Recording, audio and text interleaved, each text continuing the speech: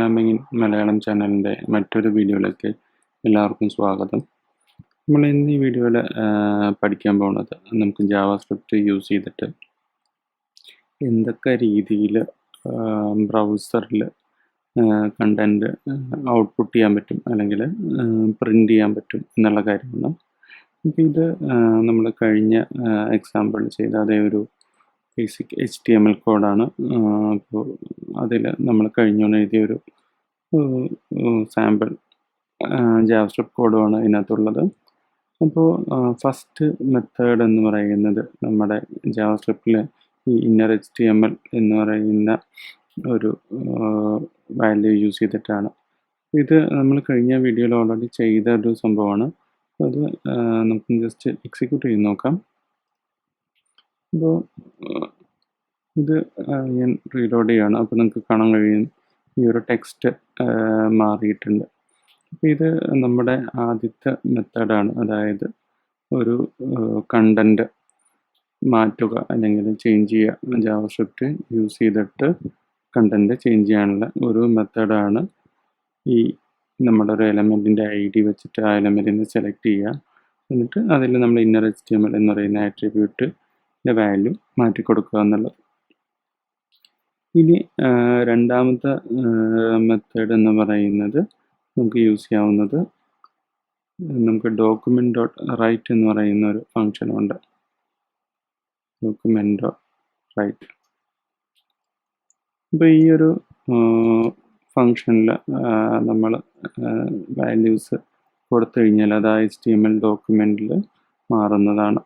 ഇത് നമുക്കൊന്ന് ട്രൈ ചെയ്ത് നോക്കാം.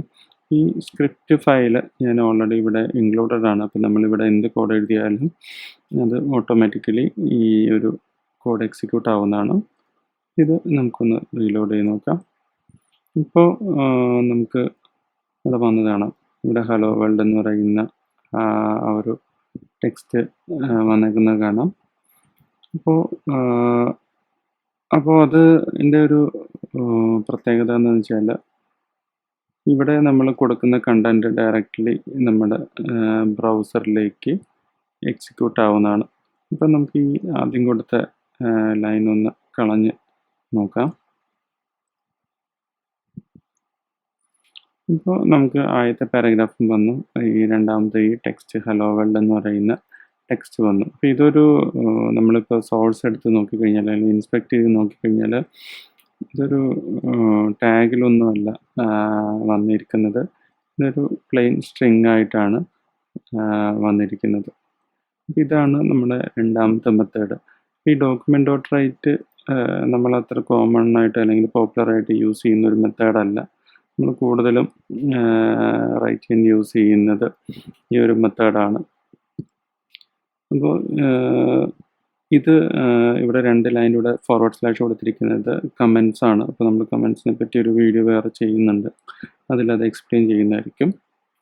ഇനി മൂന്നാമത്തെ ഒരു രീതി അല്ലെങ്കിൽ ഒരു മെത്തേഡ് എന്ന് പറയുന്നത് നമ്മൾ കഴിഞ്ഞ വീഡിയോയിലൊക്കെ കൊടുത്ത പോലെ നമുക്ക് HTML ഒരു അലേർട്ട് കൊടുക്കാം. അലേർട്ട് കൊടുക്കാനായിട്ട് നമ്മൾ യൂസ് ചെയ്യുന്ന ഫങ്ഷൻ വിൻഡോ ഡോട്ട് അലേർട്ട് ആണ്.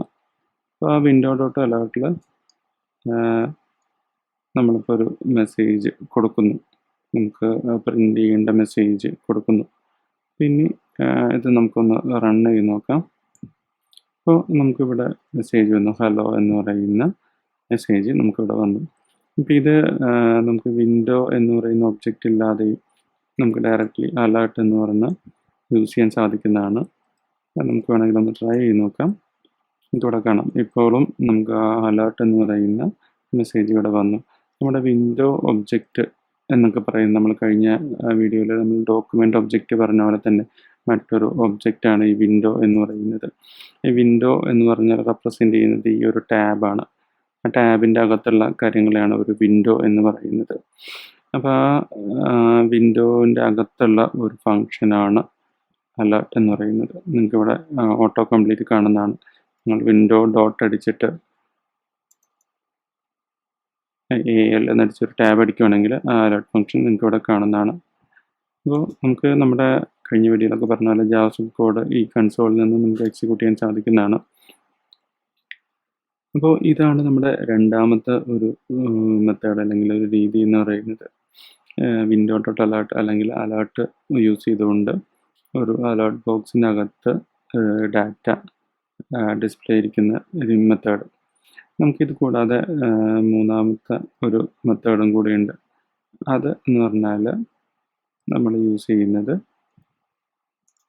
കൺസോൾ എന്ന് പറയുന്ന ഒബ്ജക്റ്റിൻ്റെയാണ്. Console dot log.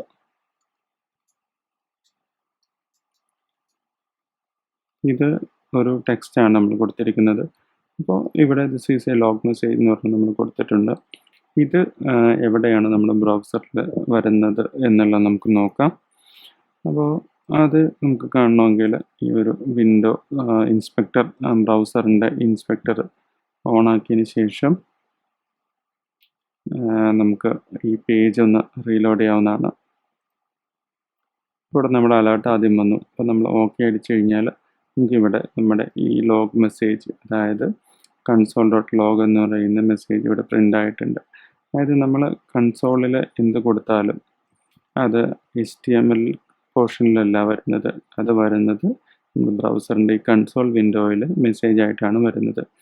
ഇത് കൂടുതലും യൂസ് ചെയ്യുന്നത് നമ്മുടെ മെയിനായിട്ട് നമ്മുടെ കോഡ് ഡീബഗ് ചെയ്യാനായിട്ടാണ്. ഇപ്പോൾ ഏതെങ്കിലും ഒരു വാല്യൂസൊക്കെ കറക്റ്റായിട്ടാണോ വരുന്നത്, അല്ലെങ്കിൽ എന്തെങ്കിലും ഒരു ആക്ഷൻ സക്സസ് ആയിട്ട് നടന്നു കഴിഞ്ഞാൽ അത് നടന്നോ, അങ്ങനെയുള്ള കാര്യങ്ങളൊക്കെ ചെക്ക് ചെയ്യാനൊക്കെ നമ്മളൊരു ഡെവലപ്പറിന് മനസ്സിലാവാൻ വേണ്ടിയിട്ട് ആണ് കൂടുതലും നമ്മൾ ഈ ഒരു കൺസോൾ വിൻഡോ യൂസ് ചെയ്യുന്നത്. അപ്പോൾ ആ കൺസോൾ വിൻഡോയിലൊക്കെ ആയിരിക്കും നമുക്ക് ചെക്ക് ചെയ്യേണ്ട അല്ലെങ്കിൽ കാണേണ്ട മെസ്സേജസൊക്കെ നമ്മൾ ഔട്ട്പുട്ടായിട്ട് വിടുന്നത്. പിന്നെ മറ്റൊരു കാര്യം എന്ന് പറഞ്ഞാൽ നമുക്ക് യൂസ് ചെയ്യാവുന്നത് ഈ നമുക്കിപ്പോൾ ബ്രൗസറിൽ നിന്ന് പ്രിൻ്റ് എടുക്കണമെങ്കിൽ വേണ്ടി യൂസ് ചെയ്യാവുന്ന ഒരു ഫംഗ്ഷനാണ് വിൻഡോ ഡോട്ട് പ്രിൻ്റ് എന്ന് പറയുന്നത്. അപ്പോൾ അത് നമുക്കൊന്ന് റൺ ചെയ്ത് നോക്കാം. അപ്പോൾ അത് എടുത്തു കഴിഞ്ഞാൽ ഡയറക്റ്റ്ലി നമ്മുടെ ഈ വെബ് പേജ് പ്രിൻ്റ് ചെയ്യാനുള്ള, അതായത് നമ്മുടെ ഒന്നില്ലെങ്കിൽ PDF അല്ലെങ്കിൽ നിങ്ങളുടെ സിസ്റ്റത്തിൽ പ്രിൻ്റർ കണക്ട് ചെയ്തിട്ടുണ്ടെങ്കിൽ ആ പ്രിൻ്റർ ഇവിടെ കാണിക്കും. അപ്പോൾ അത് നമുക്ക് ജാവാസ്ക്രിപ്റ്റ് കോഡ് ത്രൂ വർക്ക് ചെയ്യാനുള്ള ഫംഗ്ഷനാണ് വിൻഡോ ഡോട്ട് പ്രിൻ്റ്. അപ്പോൾ അത് നമുക്ക് ഈ കൺസോളിൽ നിന്നും വിളിക്കാം, അല്ലെങ്കിൽ നമ്മൾ ഇവിടെ കോഡിൽ നിന്ന് കൊടുത്താലും അത് വർക്ക് ചെയ്യുന്നതാണ്. ഇപ്പം നമുക്കിപ്പോൾ ഏതെങ്കിലുമൊക്കെ ഒരു പേജ് പ്രിൻ്റ് ചെയ്ത് കൊടുക്കണം. നമ്മൾ ചില വെബ്സൈറ്റിലൊക്കെ കണ്ടിട്ടുണ്ടാവും. നിങ്ങളിപ്പോൾ ഒരു ടിക്കറ്റൊക്കെ ബുക്ക് ചെയ്ത് കഴിഞ്ഞാൽ ചിലപ്പോൾ അത് PDF പ്രിൻ്റ് ചെയ്യാനുള്ള ഓപ്ഷനൊക്കെ ആ സൈറ്റ് എടുക്കുമ്പോൾ തന്നെ ഓട്ടോമാറ്റിക്കലി വരുന്നത് നിങ്ങൾ കണ്ടിട്ടുണ്ടാവും. അപ്പോൾ അത് ഓട്ടോമാറ്റിക്കലി വരുന്നതെന്ന് വെച്ചാൽ അവർ ആ ബ്രൗസറിൽ നിന്നുകൊണ്ട് അത് ഓട്ടോമാറ്റിക്കലി ഈ വിൻഡോ ഡോട്ട് പ്രിൻ്റ് എന്ന് പറയുന്ന ഫംഗ്ഷൻ വിളിക്കുന്നതുകൊണ്ടാണ് ഓട്ടോമാറ്റിക്കലി ആ പ്രിൻ്റർ ആ വിൻഡോ ബ്രൗസറിൽ ഓട്ടോമാറ്റിക്കലി ഓപ്പൺ ആയിട്ട് വരുന്നത്. അതുകൊണ്ടാണ്. അപ്പോൾ ഇങ്ങനെയാണ് ബേസിക്കലി നമ്മൾ ഈ ഒരു 4 രീതിയിലാണ് നമ്മൾ പ്രിൻ്റ് ചെയ്യുന്നത് ജാവാസ്ക്രിപ്റ്റ് യൂസ് ചെയ്തുകൊണ്ട്. അപ്പോൾ അതിൽ ഏറ്റവും കൂടുതൽ നമ്മൾ യൂസ് ചെയ്യുന്നത് കൂടുതലും ജാവാസ്ക്രിപ്റ്റ് വെച്ച് ടെക്സ്റ്റ് ചേഞ്ച് ചെയ്യാനൊക്കെ ആയിരിക്കും. അപ്പോൾ അത് നമ്മൾ ഈ എലമെൻറ്റ് ബൈ ID എന്ന് പറയുന്ന ഫംഗ്ഷനോ അല്ലെങ്കിൽ എലമെൻറ്റ് നമുക്ക് ക്ലാസ് വെച്ചിട്ടോ മറ്റു പല രീതിയിലും എലമെൻറ്റ് സെലക്ട് ചെയ്യാനൊക്കെ സാധിക്കും. അപ്പോൾ ഈ ഒരു മെത്തേഡ് നമ്മൾ ഏറ്റവും കൂടുതൽ യൂസ് ചെയ്യുന്ന ഒന്നാണ്. പിന്നെ കൺസോൾ മെസ്സേജസ് ഒരുപാട് യൂസ് ചെയ്യുന്നതാണ്. അപ്പോൾ ഇത്രയുമാണ് ബേസിക്കലി ജാവാസ്ക്രിപ്റ്റിൽ നമുക്ക് ബ്രൗസറിൽ പ്രിൻ്റ് ചെയ്യാൻ യൂസ് ചെയ്യുന്ന മെത്തേഡ്സ് അല്ലെങ്കിൽ രീതികൾ. ഇപ്പോൾ ജാവാസ്ക്രിപ്റ്റ് നമുക്ക് ബ്രൗസറിൽ മാത്രമല്ല, നമുക്ക് ബാക്ക് എൻഡ് അല്ലെങ്കിൽ സെർവർ സൈഡിലും ജാവാസ്ക്രിപ്റ്റ് ഇപ്പോൾ യൂസ് ചെയ്യാൻ സാധിക്കും. അപ്പോൾ അതിന് നമ്മൾ യൂസ് ചെയ്യുന്നത് Node.js ആണ്. പക്ഷേ നമ്മൾ ഈ ഒരു സീരീസിൽ കൂടുതലും നമ്മുടെ ഫോക്കസ് എന്ന് പറയുന്നത് ബ്രൗസർ റിലേറ്റഡ് അല്ലെങ്കിൽ ക്ലയൻറ്റ് സൈഡ് ജാവാസ്ക്രിപ്റ്റ് പ്രോഗ്രാമിംഗ് ആയിരിക്കും നമ്മൾ പഠിക്കുന്നത്. പിന്നെയുള്ള വീഡിയോയിൽ നമ്മൾ ലാംഗ്വേജിൻ്റെ ബേസിക്സ് ആയിട്ടുള്ള സിൻടാക്സ് വൈസ് കാര്യങ്ങൾ അങ്ങനത്തെ കാര്യങ്ങളൊക്കെ ആയിരിക്കും പഠിക്കുന്നത്. നിങ്ങൾക്ക് പഠിക്കുന്ന സമയത്ത് കോഡ് ഇവിടെ വേണമെങ്കിലും ഈ കൺസോളിൽ വേണമെങ്കിൽ എക്സിക്യൂട്ട് ചെയ്ത് നോക്കാവുന്നതാണ്. ഒരു ഫയൽ തന്നെ ക്രിയേറ്റ് ചെയ്യണം എന്നുള്ളത് മസ്റ്റ് ഒന്നുമല്ല. കൺസോള് നമുക്കിവിടെ ക്ലിയർ ചെയ്യണമെങ്കിൽ ഇവിടെ നിങ്ങൾ കൺട്രോൾ അല്ലെങ്കിൽ ഈ ഒരു ബട്ടണിൽ അമർത്തി കഴിഞ്ഞാൽ കൺസോളിൻ്റെ മെസ്സേജസ് ഓട്ടോമാറ്റിക്കലി ക്ലിയറായി പോകുന്നതാണ്. അപ്പോൾ നമുക്ക് അടുത്ത കൂടുതൽ ടോപ്പിക്സുമായിട്ട് അടുത്ത വീഡിയോയിൽ